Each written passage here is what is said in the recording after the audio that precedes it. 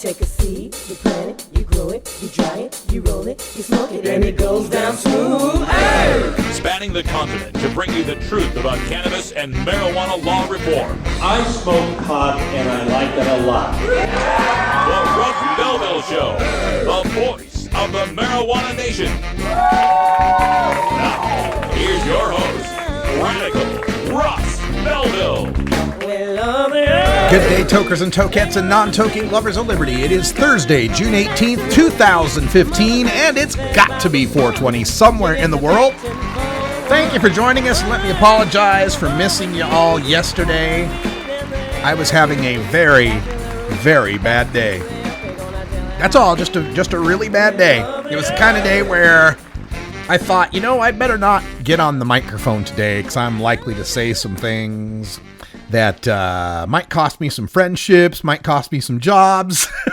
I better just take a day off and cool out a little bit. But I've been thinking about it. I've been cooling out a little bit, and today I'm going to let it all hang out. That's because we've been discussing the Responsible Ohio initiative. This is the 2015 initiative that's bankrolled $20 million and 550,000 signatures to legalize marijuana in the state of Ohio in 2015.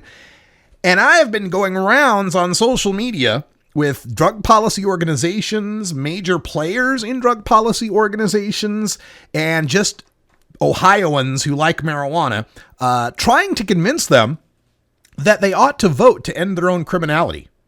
I know it's weird. Who'd have thought that I'd have to talk to pot smokers and try to convince them to vote for legalization. But once again, just like Prop 19 in 2010, just like Initiative 502 in 2012, and now Responsible Ohio in 2015, I'm the one who has to suffer the slings and arrows and ad hominem attacks across the internet because I dare to stand against Kevin Sabet, against the DEA, against the drug czar's office, against the private prison industries, against the prison guards, against the rehab industries, against the cops, sheriffs, and state police who would all vote against Responsible Ohio. I can't believe pot smokers are going to join the cops and Kevin Sabet in voting against legalization. So we're going to do some extended ranting today in the second half hour of today's show, just discussing what exactly is legalization? Why the hell are we all here? Why have I been doing this for 3 years independently and 7 years before that in various reform organizations? Just what the hell is it we're fighting for? Because I know for myself, I wasn't fighting for the right of current pot dealers who are gouging consumers at $300 and $400 an ounce to continue to live their lavish lifestyles. That's not what I'm in this for. I'm in this to end the punishment and criminalization of cannabis consumers. I'm in this to save the lives of medical marijuana patients. Now, if we can set up some grow businesses and make some money, hey, that'd be icing on the cake, but that's not my main consideration here. And I'm afraid it's become the main consideration of not just too many activists, but too many of the policy organizations. So we're going to discuss this in depth in the last half hour of the show. Stay tuned for that. Also coming up on the show today, behind the headlines, Tommy Chong has cancer. Again. Interesting story there. I thought cannabis cured cancer. Also in drug war data mining today, we're going to discuss drug testing in America and why it makes absolutely no sense.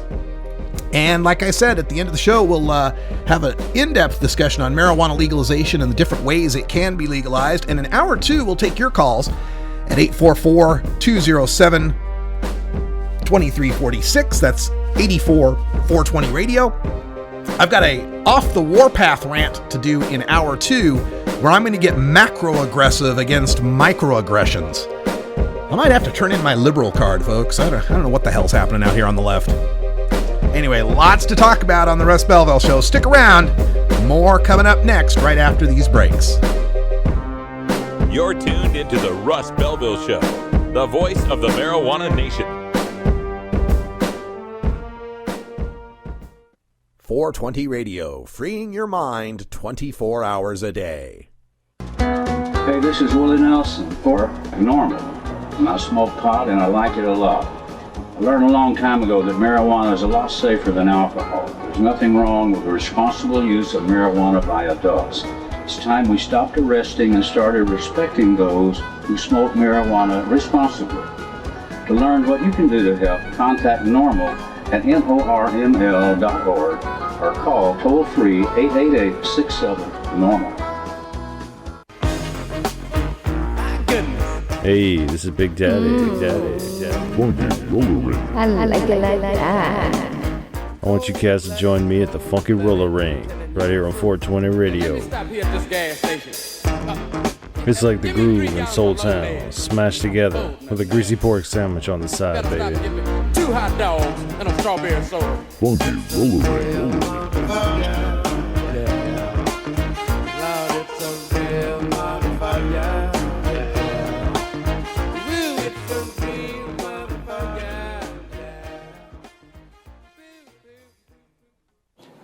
420 Radio is brought to you by Sacred Serum, who is focused on creating elegant and sophisticated cannabis solutions through its line of dispensers and vaporizers that come preloaded with the world's finest cannabis concentrate.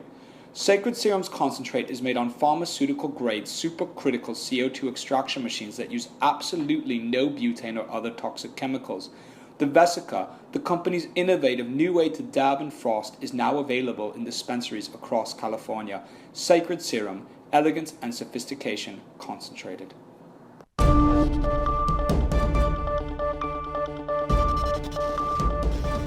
It's time for the 420 Radio News, covering the latest headlines in consumer cannabis, medical marijuana, and industrial hemp. Transcripts of 420 Radio News are available daily on our website at 420radio.org. Now, here's Russ Belville with your marijuana headlines in 4 minutes and 20 seconds. This is your 420 Radio News for Thursday, June 18th, 2015. An investigation is underway Tuesday in Trinidad and Tobago over allegations that marijuana was found 2 years ago in the home of the island nation's Prime Minister, Kamla Persad-Bissessar, in 2013, according to a police press statement. Police issued its statement Tuesday just hours after a press conference held by Jack Warner, the former FIFA executive embroiled in a bribery and kickback scandal involving the soccer organization. Warner's press conference, during which he played secretly recorded conversations that implicated the country's former national security minister, forced police to launch its investigation. Laws in Trinidad and Tobago surrounding marijuana are very strict. A person found to have marijuana in his or her possession can be fined $25,000 to $50,000 and imprisoned for 5 to 10 years. Louisiana Governor Bobby Jindal doubled down on his commitment to sign 2 pieces of state legislation related to marijuana during a video interview with the Des Moines Register. Jindal backs legislation to establish a framework for access to medical marijuana in Louisiana. Technically, medical marijuana has been legal in the state for years, but there's never been rules written to regulate growing, prescribing, or dispensing it. The new law, should Jindal sign it, would set up those regulations. The governor also said he would approve a bill that reduces maximum sentences allowed for many types of marijuana offenders. As governor, Jindal said he has increased penalties for people who are violent offenders, sex crime perpetrators, and others, but is in favor of reducing penalties for people who commit non-violent crimes. Ohio Attorney General Mike DeWine has signed off on another amendment proposal that aims to bring pot to the Buckeye State. DeWine's office said Wednesday that it certified a petition for the proposed Cannabis Control Amendment. The measure is backed by the Ohioans to End Prohibition group. Officials said the submission was certified as having both the necessary 1,000 valid signatures from registered Ohio voters and a fair and truthful summary of the proposed amendment. The process to get on the ballot isn't over yet, though. Now that the proposal has been certified, the Ohio Ballot Board must determine if the amendment contains a single issue or multiple issues. After that, petitioners must collect signatures for each issue from registered voters in 44 of Ohio's 88 counties, equal to 5% of the total vote cast in the country for the office of governor in the last election. Meanwhile, Responsible Ohio's legalization proposal has already gathered many more signatures than it needs to be placed on the ballot. Broward County, Florida police might mellow out when it comes to marijuana possession, handing out civil fines rather than cuffing someone carrying a joint. One Broward commissioner said he'll bring the idea to his colleagues Tuesday, hoping they'll agree that the state's second largest county should cut small-time pot possessors a break. Instead of harshing their buzz with an arrest, deputies or officers would fine them $100. The proposal follows the lead of Miami-Dade County, which is inching closer to reducing the penalty for a misdemeanor marijuana possession. Under the proposal there, possessing 20 grams or less would be a civil infraction rather than a criminal charge.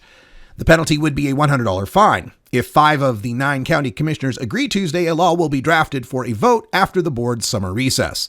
The law would apply to the entire county, but the decision to use it would be up to the individual deputy or officer. The same activists who in 2012 successfully legalized the cultivation, sale, and use of recreational marijuana in Colorado are starting their next big initiative, the push for regulated public pot consumption in the state's largest city. The activists' expansive proposal, which will be discussed with a Denver assistant city attorney, aims to redefine public places to create an environment for the public consumption of cannabis. Instead of limiting marijuana use to cannabis clubs that would operate separately from bars serving alcohol, a model championed by some and already in place in cities such as Toronto, Canada, this new proposal would allow existing bars, clubs, and venues to dedicate 21 and older spaces to indoor vaporizing and outdoor, out-of-public site smoking. An open to the public hearing for the proposed ordinance took place at 4:15 Wednesday at the City and County Building with Assistant City Attorney David Broadwell, the legalization activists, and a few others. This has been your 420 Radio News for Thursday, June 18th, 2015. I'm Russ Belville.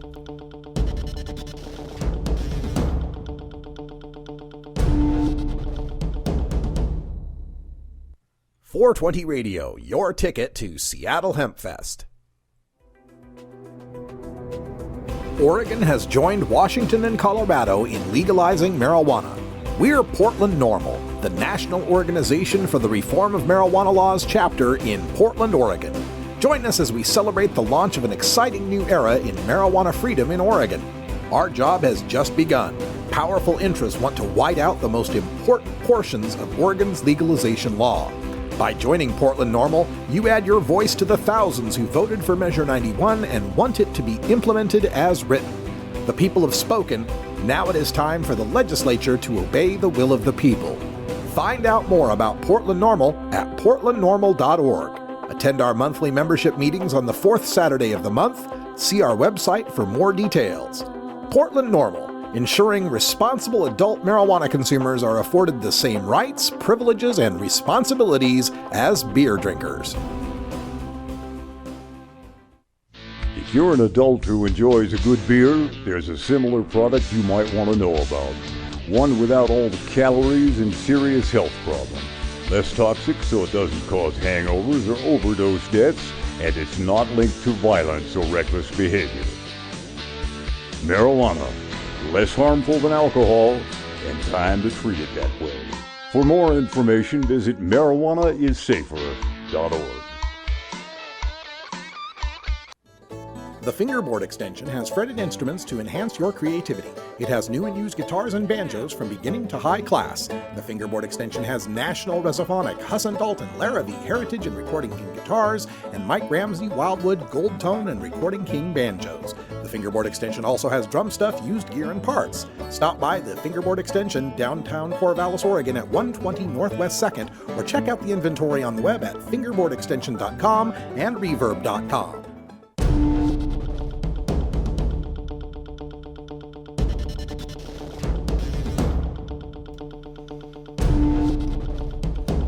Welcome back, everybody. Time for us to go behind the headlines, where Us Weekly is reporting that Tommy Chong has cancer once again. The 77-year-old comedian told Us Weekly that he is battling rectal cancer after beating a bout of prostate cancer in 2012. He's also taken to Twitter to explain that, quote, "I have good news and bad news. First, the bad news. The cancer came back and it's a real pain in the butt. The good news is I now have to use more marijuana to treat the cancer." Now, this is something that I just wanted to bring this up, and you know, good luck to Tommy Chong. We wish him the best of health. And he reported the previous cancer. I reported on his previous cancer, the prostate cancer, which he claimed occurred in him, I should say, when he was sent to prison and was unable to use cannabis while he was in prison. He said that's probably what led to it coming back. And he also claims that his use of cannabis oils and such, were part of his treatment that helped the prostate cancer subside. And I agree to an extent that the use of cannabis can be helpful in this situation. But I think it's also an important moment for us to note that cannabis by itself does not cure cancer. I hear it, this is one of the bumper sticker taglines that we have in our movement, cannabis cures cancer. And I always reply to that with, if cannabis cured cancer, Michelle Rainey would still be alive. There are so many people like Tommy Chong who have used cannabis for decades who still end up getting cancer. So if cannabis were this miraculous cure-all that was going to cure all cancers and prevent them from occurring, why would Tommy Chong end up getting it twice? Now, as somebody in my Twitter feed explained to me, well, cannabis doesn't cure aging. The guy's 77 years old. And that's part of the problem we have here is people get addicted in the marijuana movement to some of this magical thinking about cannabis. The miracle magical plant that's going to heal the planet and heal all the cancers and heal everything. And while indeed cannabis is a wonderful, amazing plant with lots and lots of industrial uses and all sorts of medical uses, it is not a miracle cure-all. And when we're talking about something like cancer, cancer is a very distinct and varied process of diseases. It's not just like one virus causes cancer and then you can come up with a vaccine for it. There's lots of different types of cancer. There's lots of different stages of cancer, and there's a lot of different causes for cancer. Now, I do believe that cannabis and cannabinoid therapies will be exciting and new and very valuable treatments for cancer. I believe that a lot of cancers, especially melanomas, could be successfully treated with cancer with cannabis to the extent that those cancers would dissipate. But to get into this magical thinking that all cannabis cures cancer and to keep saying cannabis cures cancer plants into the mind of impressionable young people that if they're pot smokers, they don't have to worry about cancer. And clearly, Tommy Chong is one of the biggest pot smokers out there and still got cancer. So yes, let's continue to fight for the study of cannabinoids, the study of THC. Let's figure out how THC triggers the apoptosis in cancer cells. Let's work on finding ways to make those treatments better. Let's try to understand how cannabinoids affect the life cycle of cancer cells. Yes, let's do all that. Let's study all that. But let's do so with a clear mind. Let's do so recognizing the reality of the situation, that cancer is a very complex situation with no magic bullet solutions. I wish Tommy Chong all the best, and I do hope that he's able to beat this cancer fight. But let's not continue presenting this magical thinking that's going to lead kids, going to lead young people into thinking that cannabis is some magical curative, that it's going to cure everything, and that they need to ignore any other sorts of medical treatments out there. Now, I'm not here to defend the cancer treatment industry. I think there's a lot of shenanigans going on there in that industry. I think there's a lot of self-serving. I think there's a lot of looking past possible solutions and looking towards solutions that lead to profit for the companies that are putting them together. I think there's a lot in cancer awareness and cancer advocacy organizations like Komen Race for the Cure that are big wastes of money, that are getting people to sign on to everything but cannabis. So it's not as if I'm here to defend the mainstream medical community on this, because they've been negligent too in ignoring the promises of cannabis. And maybe some of that has to do with them dismissing the wild-eyed pie-in-the-sky dreamers who say cannabis cures cancer. Maybe part of the stigma of them wanting to research cannabis for any of its cancer-curing potentials has been created by the people who have this pie-in-the-sky dreamy attitude with little bumper sticker slogans. We need to open up cannabis to its full scientific and medical potential. And that can't happen under just medical marijuana. And that can't happen just under statewide legalization. This has to happen at a federal level. The federal government is going to have to release the Schedule I designation of cannabis, either move it to a lower designation or Best case scenario, take it off the Controlled Substances Act altogether. Let scientists from all around the country and universities all around the world work on this and figure out how cannabis can cure cancer. I spent the last 2 years of high school in a daze. All right, folks, it's 4:20 in Denver, Colorado. I figured I already pissed off all the growers with my support of Responsible Ohio. I might as well piss off the Cannabis Cures Cancer people while I'm at it, huh? But you know what? If I wasn't here pissing off people, who would be, huh? Nobody. We got to take a break. When we come back, we'll have some drug war data mining for you on why drug testing makes no sense. 420 Radio, your ticket to the High Times Cannabis Cups. Get.Buzz. .Buzz is the internet platform that fuels community interest, excitement, and new experiences. .Buzz is the premier online destination for internet users seeking the latest news on a variety of topics. .Buzz appeals to groups active in blogging, communications, journalism, advertising, and marketing. .Buzz offers registrants a stronger alternative to the shrinking namespace of existing top-level domain names, such as .com, .net, and .org.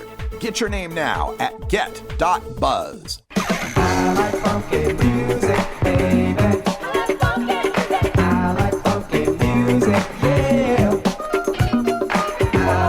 Hey, this is Big Daddy, and I want you to check out my show, The Funky Roller Ring, right here on 420 Radio, because we love us some funky music. I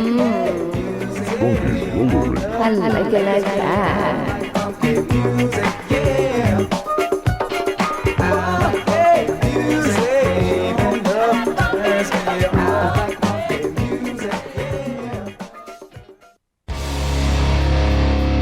This is Radical Russ encouraging you to take a look at the Weed Blog every day.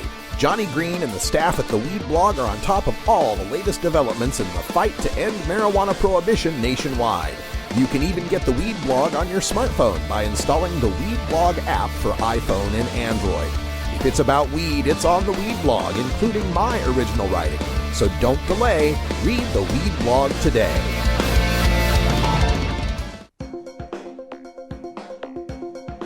Arguing for the end of adult marijuana prohibition is easy because we have facts, science, reason, compassion, evidence, truth, and logic on our side. It is even easier when researchers catalog it all for us. Learn how to gather the facts on marijuana use, arrests, seizures, rehabs, drug tests, and more in this edition of Drug War Data Mining. Welcome back, everybody. In the Data Mine today, we take a look at a quote from Louis Maltby. He's the president of the National Work Rights Institute, who said, quote, "Drug testing is a waste of money, and the National Academy of Sciences has said the exact same thing. Drug testing was sold with the promise of increasing productivity and improving safety, and it didn't do either one," end quote. Now, this drug testing has been going on in America for decades now. It reached a peak in 1996 with 81% of companies that were drug testing. This is according to the American Management Association. That's right, 4 out of 5 companies in the mid-1990s were drug testing. That number has gone down to just 62% by 2004. And statistics from the federal government show 40% of employers were testing employees by 2007. So it was 4 out of 5 in 1996. By the middle of the 2000s, it went down to 3 out of 5. And by 2007, it was down to 2 out of 5. And part of the reason why is these companies are starting to find out that it costs them a whole lot of money to find one single positive, and finding that positive doesn't seem to improve their bottom line in any way whatsoever. Now, we are talking, of course, about private employers in this, and we're including employers that are required to do drug tests under federal law. Some of those are like in the transportation industry for airplanes and trains and buses and such. So when we look at that 40% of employers that are still drug testing, that's including the ones that have to, right? So there's a lot of them that don't have to that are still managing to do it. And the problem with this is that employers don't really understand marijuana. See, they understand alcohol, and they understand that some of their employees drink. Now, they understand if their employees drink on the job or show up drunk, that they're going to get fired. But by and large, most employees don't do that. Most employees drink after work or drink on the weekends. And they know that it's not a major problem. And then even for those who have an addictive personality and end up becoming alcoholic, that can be treated. But they don't understand marijuana. They don't understand it. And the stigmatization that has happened over marijuana and drugs in general boils down to the idea that you either use drugs or you either don't use drugs or you're a drug abuser. There's no middle ground in their understanding. They don't understand, like the alcohol drinker, most of us pot smokers smoke after work or smoke on the weekends. We don't smoke at work and we don't come to work high. They can't conceive of that because you either don't do drugs or you're a drug abuser. And it's also confused by these drug testing companies themselves. They'll run these scams on these employers to scare the hell out of them, to make them think that that there's some safety issue or there's some lawsuit issue or some productivity issue they'd be solving if they drug tested for marijuana. And they'll put forth all sorts of statistics saying how much less productive marijuana consumers are, or less income marijuana consumers make. Studies that basically show you that, yeah, if you discriminate against pot smokers for a lot of the good jobs, guess what? They end up having lower incomes and producing less because they're just not able to get the good jobs. One great example of this was something called the Firestone study. Now, drug testing companies promoted the Firestone study to numerous employers throughout the 90s, saying that, the Firestone study shows that marijuana users are dangerous. The Firestone study shows that marijuana users are a risk in the workplace. The Firestone study says that marijuana workers have more absenteeism and claim more sick days and so forth. Well, guess what, folks? The Firestone study doesn't exist. It was made up. The researchers went looking for the Firestone study and they found lots of publications that referenced the Firestone study and referenced another story that referenced the Firestone study, but there was no study. What was the Firestone study was actually probably based on a speech that somebody gave to Firestone executives, and the speech itself wasn't based on any scientific analysis whatsoever. And it got repeated and became kind of a legendary fact in the anti-drug and in the drug testing worlds, this alleged Firestone study that never existed. And furthermore, we're talking about costs for these people. There was a report from the 1999 from the ACLU on drug testing that found that 38 federal government agencies in just 1 year, and this is 99, spent $11.7 million on drug testing. For the aviation industry, it was $14 million. Texas Instruments spent $1 million to test 10,000 workers at a cost of about $100 per employee. And you find similar cost-benefit analyses when you start looking at the results of drug testing that show that about 5% of the tests, less than 5%, turn up positive for any drug whatsoever. And the cost that it takes to root out that 1 in 20 workers are just more expensive than anything they'd save. And also more expensive when you have to retrain somebody for the job you just fired a good employee who was just a pot smoker. 420 Radio, turning red states and blue states green. Growing plants indoors can be a rewarding hobby, but electricity bills can go through the roof. Then you have to cool down all those big hot lights. It can drive a grower insane. With Lush LED lighting, you can solve many of these issues and double your rewards. Matt and his scientists have developed the perfect light for flowering plants with far less cost and heat. And the results? Very effective. Check out LushLEDlighting.com right now and tell them Radical Russ sent you. Tokers, there's no good reason to get your dog stoned. While it might not harm them physically, imagine being a dog who already begs for treats all day, and then imagine that dog having the munchies. Not cool. Hey everybody, it's Radical Russ here from 420 Radio, inviting you to be like me and get your ink done at Lucky Horseshoe Tattoo, Fort Worth's most female-friendly, clean, sterile, awesome tattoo shop. Thomas and his crew are true artists who can design you a custom piece or use a design you bring in. Lucky Horseshoe Tattoo also offers all styles of tattooing as well as piercings and all-around fun. In the DFW area, stop by Lucky Horseshoe Tattoo and tell them Radical Russ sent you. Trust me, it'll feel awesome.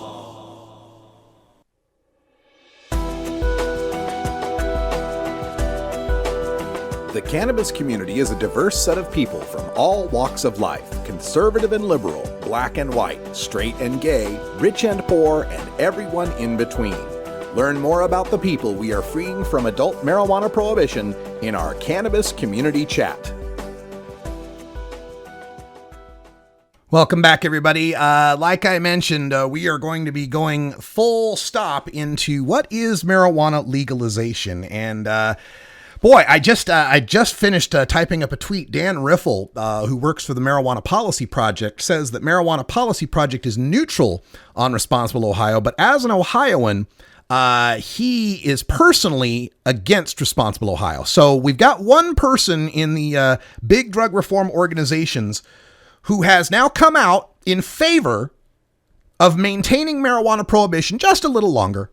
Just a little longer. In fact, the tweet from Dan Riffle actually says, "I don't think the problem in Ohio is so pressing or awful that we must swallow this and it can't wait 2 to 6 years." 2 to 6 years.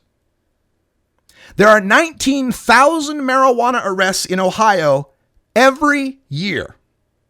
Dan Riffle from Marijuana Policy Project is apparently okay with another 19,000 arrests every year for the next 2 to 6 years.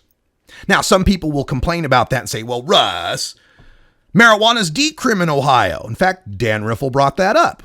He said that marijuana is decriminalized in Ohio. I got trying to find it here. So he says users aren't getting arrested there now since the paraphernalia fix a couple years ago. So there used to be a thing. So Ohio is decrim up to 100 grams. That's 3.5 ounces. But paraphernalia used to be still illegal, right? So yeah, you could have the 100 grams, but the bag you were carrying it in was paraphernalia, and you get busted for that. Or the pipe you had with it was paraphernalia, you get busted for that. They fixed that now. So paraphernalia is decrim as well. So he's absolutely right. He's absolutely right. If you've got a bag of weed and a pipe on you, and it's less than 3.5 ounces, it is decriminalized in the state of Ohio. You're not going to get arrested. You're just going to get a ticket for $150. Let's hope you can afford a $150 ticket. And you're going to get your license suspended. Let's hope you don't need your car to go to work for the next 6 months or anything.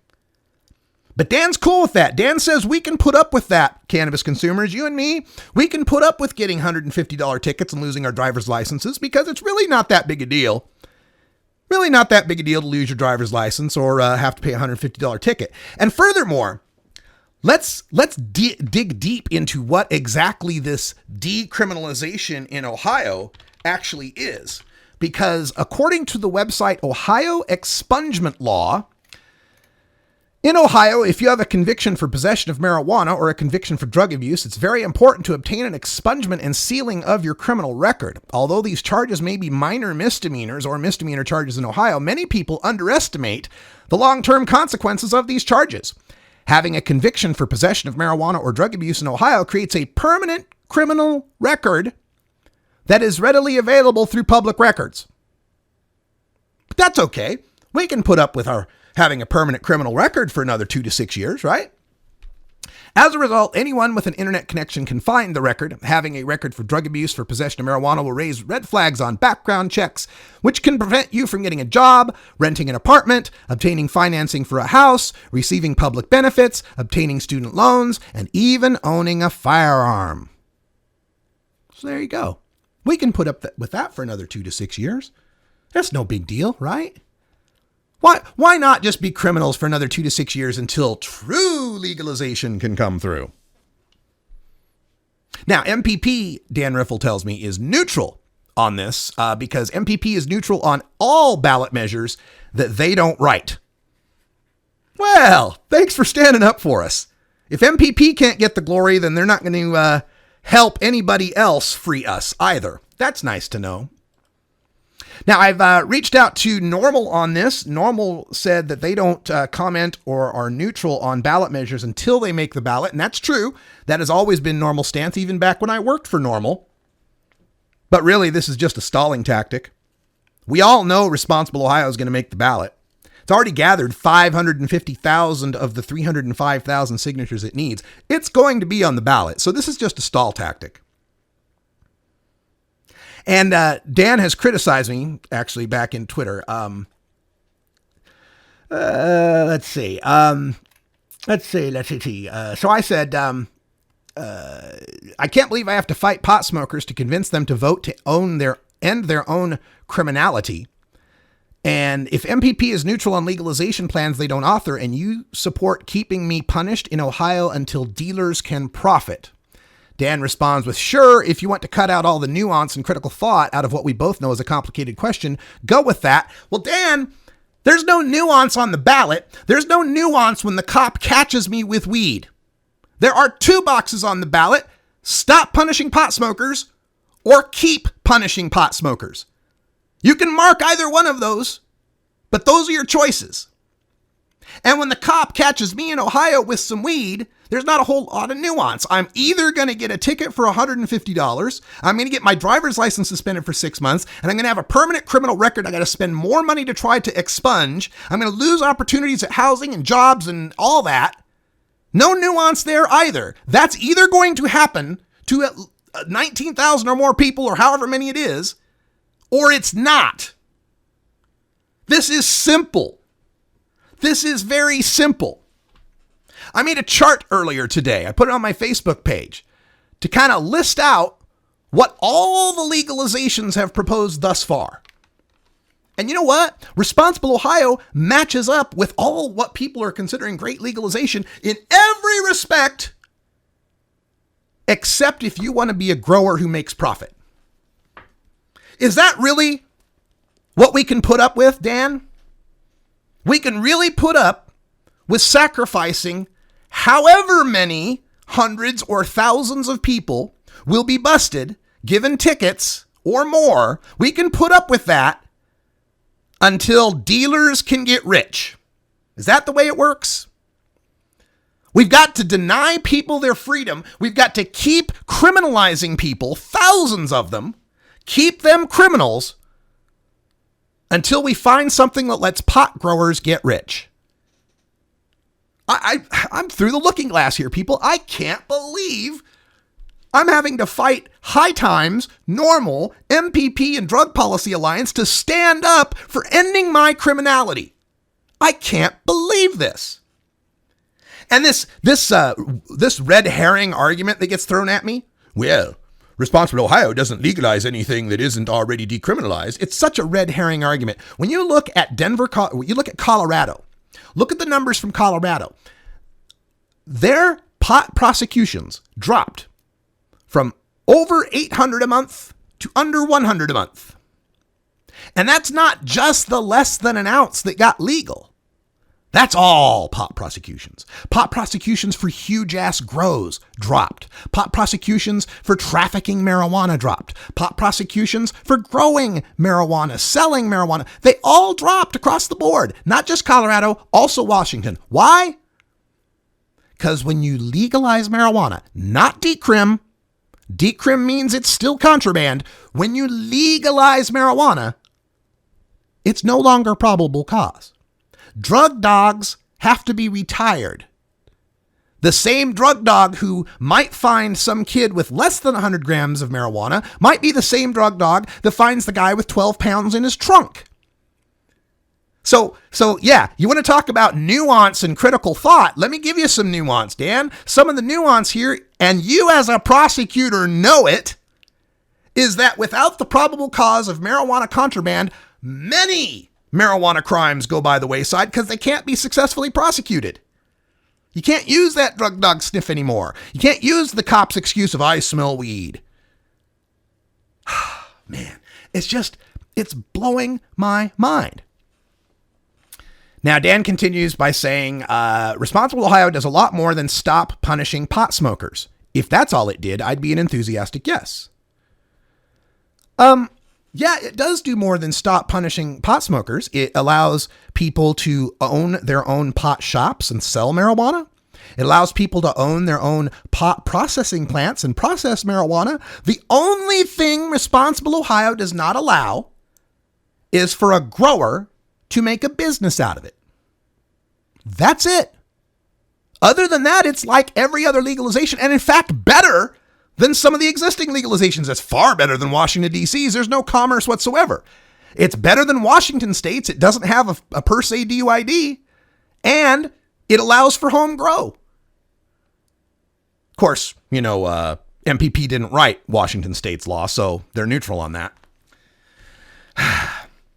But also, and something that I think gets left out of this every time it's debated, is that Responsible Ohio creates a medical marijuana program. It creates the first medical marijuana program since Michigan in 2008 that actually allows patients to grow their own medicine. Unlike the last 3, 4, 5, 6 MPP medical marijuana proposals that, well, what do they do? Oh yeah, they restrict the marijuana growing to a handful of licensees that have to pay 6-figure sums. Why the fuck is it not an oligarchic monopolistic cartel when it's scamming money off of patients in New York or Minnesota or Delaware or Illinois or Massachusetts? Why is it not an oligarchy that must be opposed at all costs when it's MPP's medical marijuana initiative, but when it would free me, a healthy person, it's got to be perfect? Why is that?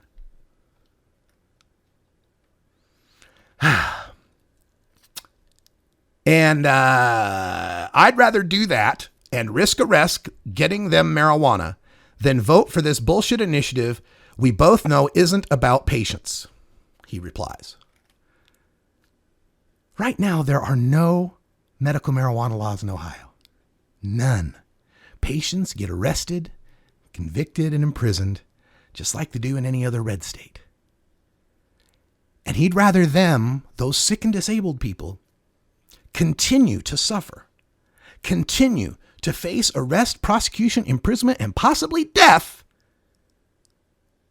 than to allow legalization to happen that would protect all of them, that would give them dispensaries to shop at, would give them the ability to grow their own medicine. This is just, I can't believe where I'm at in this movement. It's just unbelievable. I have to fight with the orgs that are supposedly on my side. Oh my God. Ohio Dab says, last ticket I received about 10 months ago was a simple $150 fine. Let's see, was your driver's license suspended? Let's find out. All right, folks, we got to take a break. When we come back, we'll continue this rant. Once again, I'll try to convince people that legalizing marijuana is better than prohibition. Can't believe I have to do this.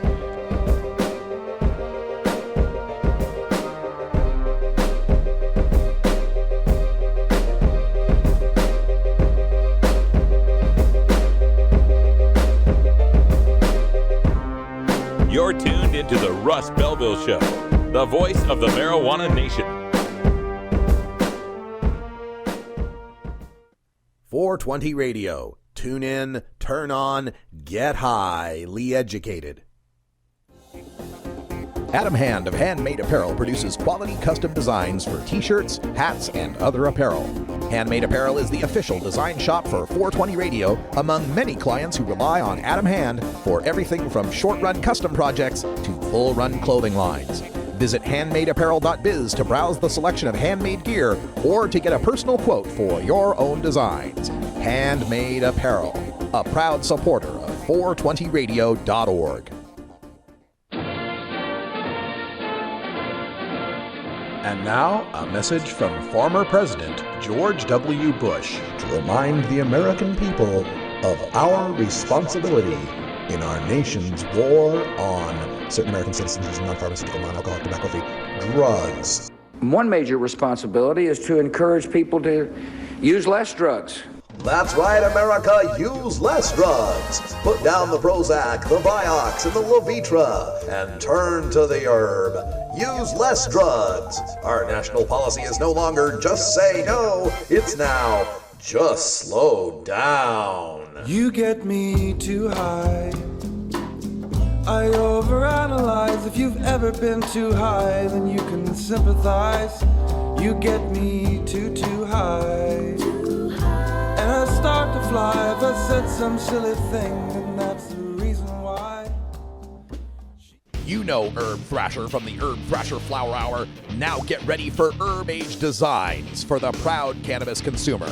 Herb Age Designs, lifestyle gear for the 420 friendly. Herb Age Designs, we've got Frisbee golf discs and durable hemp gear. Herb Age Designs, we've got shot glasses, drinking glasses, coffee mugs, and beer cozies. Check us out on Facebook and online at herbagedesigns.com. And follow Herb Age and Herb Thrasher on Twitter.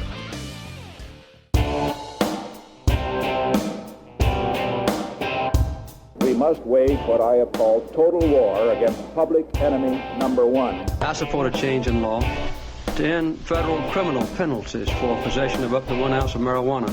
That marijuana, pot, grass, whatever you want to call it, is probably the most dangerous drug. Some think there won't be room for them in jail. We'll make room. I experimented with marijuana a time or two, and I didn't like it and didn't inhale. And one major responsibility is to encourage people to use less drugs. Entirely legitimate topic for debate. Radical Rant.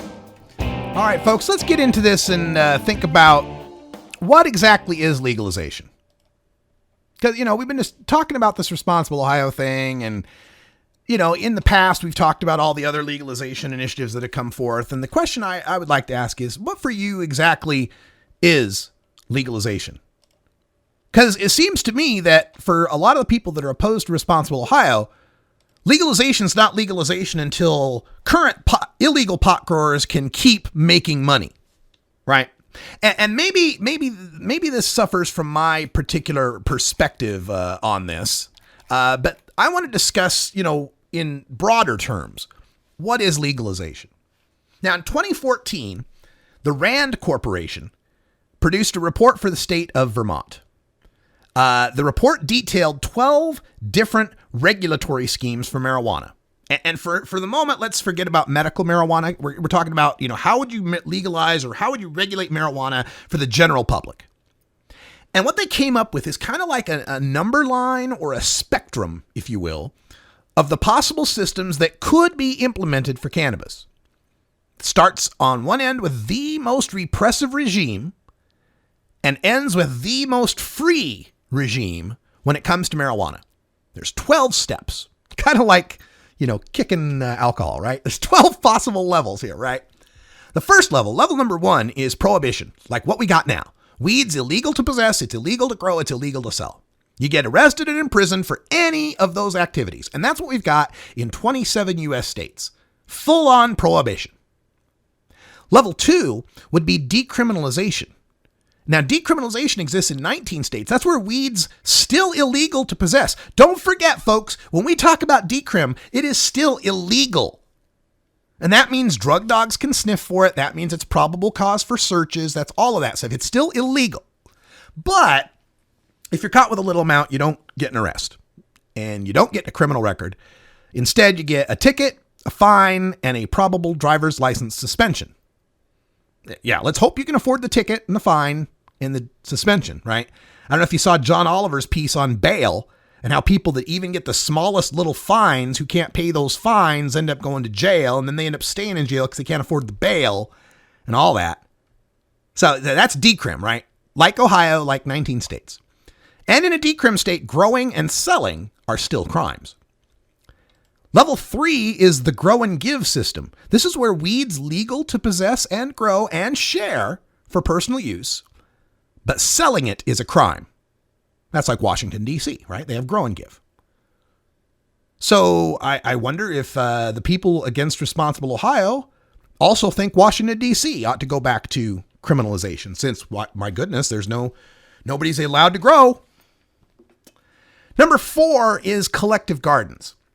This is where weed is legal to possess and grow personally, but Oh, and the personal collectives can combine for growing and sharing among their members, but there's no retail commerce. This is what they got in Spain. Collective gardens, collectives that you belong to. Would that be legalization? Number 5, the coffeehouse model. Weed is legal to possess and you can buy it in limited amounts in retail stores, but growing is technically illegal. That would be the Netherlands, the Dutch coffeehouse model. Would that be legalization for you? Number 6, government control. Weed is legal to possess and to buy, but only the government can produce and sell it. That would be the Uruguayan model. Number 7, public authority. Weed's legal to possess and buy, and the government strictly controls cultivation run under a few licensees. This would be like a state-run liquor store model or the Responsible Ohio model. Weed's legal to possess and buy, government controls cultivation under a few licensees.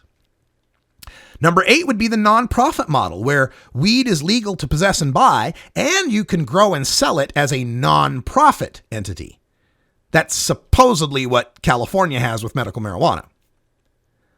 The 9th level would be for-benefit corporations. Weed is legal to possess and buy, and you can set up a private for-benefit corporation to grow and sell it. A for-benefit corporation, they exist in a few states like Vermont. They're like nonprofits. They're supposed to serve the public good, but they can make a limited profit. Then the number 10 level, limited for-profits. Weed is legal to possess and buy, and you can set up a for-profit private corporation to grow and sell it, but the licenses are limited and highly regulated by the government, like most East Coast medical marijuana states. Number 11 is the commercial model. Weed is legal to possess and buy, and you can set up a for-profit corporation to grow and sell it like Washington, Oregon, Alaska, and Colorado. And number 12 goes even beyond the commercial legalization, deregulation. No laws on weed whatsoever, like North Korea. Did you know that? Did you know North Korea weed, there's no law against marijuana? There's no law to regulate growing it, selling it, anything? Yeah, North Korea. Or in East Texas, a state representative proposed that this year. He said, marijuana is not a mistake that God made that the government needs to clean up. So what we've got going on in Responsible Ohio, I mean, for me, look, if I'm living in a state with a number 1, like if I'm in Prohibition state, or a number 2, I'm in a decrim state, I'll support anything that moves my state up to a 3 or better. So I support all the spectrum of legalization. Responsible Ohio looks like I said, like about a number 7. And it seems to me that the Responsible Ohio haters will reject anything lower than an 11. So I'm supporting 10 different forms of legalization. They support 2. I'm assuming they'd support the number 12 level as well, complete deregulation. But then again, I'm just a consumer. I frame my view of legalization based on the facts that 7 out of 8 arrests for marijuana are consumers, not growers, and that anything that frees the consumers makes catching the growers more difficult. It wasn't just the less than an ounce arrests for prosecutions that declined following Washington and Colorado's legalizations. It was all marijuana arrests that declined. Because many of the probable cause tools that cops use to bust people for any marijuana crime disappeared. The drug dog can't smell the difference between an ounce and 20 pounds in your trunk. And when we legalize the ounce, the drug dog gets retired. There is no more smelling the 20 pounds in your trunk. When home marijuana cultivation is legalized, the sight of stems, seeds, you going to the grow store, buying sodium lights, your electric bill, a tip from a neighbor, none of that's probable cause anymore. When marijuana growing is legal, even just 4 plants in your home, and by the way, the Responsible Ohio plan says 4 mature plants, leaves some question as to would they even care how many immature plants you have. That's not settled yet. But the tools cops use to bust people for the amounts that are greater than what's being legalized, many of those tools are removed from their toolkit. That's why Colorado went from over 800 prosecutions a month to under 100 prosecutions a month. That's why Washington went from over 5,000 misdemeanor marijuana prosecutions a month to 150, or a year to 150 in a year. I'm stunned that I have to argue for people to vote for legalization. Because for me, it's pretty simple. I would never join Kevin Sabet, the DEA, the drug czar, the Ohio cops, the Ohio prison guards, and the Ohio rehab centers in voting to keep 19,000 marijuana arrests happening in Ohio next year, and the year after that, and the year after that, and the year after that. And some of these people come back at me with, well, there's other groups in Ohio. There's Legalize Ohio, those Ohioans to End Prohibition. There's the Ohio Rights Group. There's Responsible Ohioans for Cannabis. There's 4 other groups. So somehow I'm supposed to believe that these 4 other groups, first of all, keep in mind with 4 groups, that's dividing by 4 the amount of resources, volunteers, effort, attention, media cycle that any one of them can get. Let's put that aside for a second. I'm somehow supposed to believe that these other 4 who've never gotten better than 1/3 of the signatures they need to get on the ballot. And remember, 1/3 means probably 1/5 once you do all the validation of the signatures. I'm supposed to believe that these 4 groups that have never made any headway for the past couple decades are somehow going to break through in 2016 after legalization fails in 2015. I'm supposed to believe that. I'm supposed to believe in 2016, when there's a presidential election going on that's going to bring out a ton of voters, especially those that might not in Ohio, that know that they're a swing state and know that whether or not a Republican gets elected is based on whether they win Ohio. It's going to drive Republicans to the polls in 2016, who typically don't support marijuana legalization and are probably less likely to support a legalization that's more liberal than the one that's on the 2015 ballot. I'm supposed to believe that's going to happen. And in the meantime, 19,000 people get arrested. And in the meantime, patients with cancer and AIDS and multiple sclerosis and amyotrophic lateral sclerosis and patients on hospice can just wait till November 2016. And of course, the time after that it's going to take to get the program running and get the medicine in their hands. Because those people are expendable. Those cannabis consumers, those marijuana patients, all expendable if it means that dealers who are charging $400 an ounce now can continue to have a business.